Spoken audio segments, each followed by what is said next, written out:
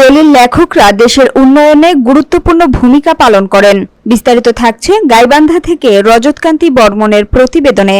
গাইবান্ধা দলিল লেখক সমিতির সাধারণ সম্পাদক মুস্তাফিজুর রহমান মল্লিকের সংবর্ধনা অনুষ্ঠানে বক্তারা বলেছেন, দেশের অর্থনৈতিক সহ সার্বিক উন্নয়নে দলিল লেখকরা অত্যন্ত গুরুত্বপূর্ণ ভূমিকা পালন করে থাকেন।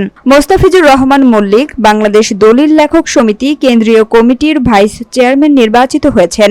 এ উপলক্ষে তাকে বুধবার সংবর্ধনা দেয়া হয়। গাইবান্ধা সদর সাব রেজিস্ট্রার অফিসের দলিল লেখক, সহকারী নকল নবিশ ও কর্মকর্তা কর্মচারীদের পক্ষ থেকে এই সংবর্ধনা দেয়া হয়। অনুষ্ঠানে প্রধান অতিথি ছিলেন গাইবান্ধা শহর বিএনপির সভাপতি মোহাম্মদ শহীদুজ্জামান শহীদ ও বিশেষ অতিথি ছিলেন সদর সাব রেজিস্ট্রার মোহাম্মদ লাবিব আফতাব। বাংলাদেশ দলিল লেখক সমিতি গাইবান্ধা শাখার সভাপতি আব্দুস সামাদ সরকারের সভাপতিত্বে সংবর্ধনা অনুষ্ঠানে অন্যান্যের মধ্যে বক্তব্য দেন গাইবান্ধা প্রেস ক্লাবের সহ সভাপতি রেজাউন্নবী রাজু, শহর বিএনপির সাধারণ সম্পাদক মোহাম্মদ মুস্তাক আহমেদ, অফিস সহকারী আনিসুর রহমান, দলিল লেখক সমিতির সদস্য শহীদুল ইসলাম, তাজুল ইসলাম প্রমুখ।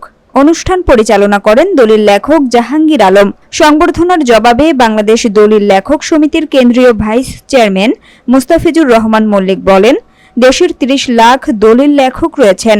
তারা দেশের উন্নয়নে মানুষকে সেবা দিয়ে চলেছেন। দলিল লেখকদের যে কোনো ন্যায়সঙ্গত আন্দোলনে তিনি পাশে থাকবেন।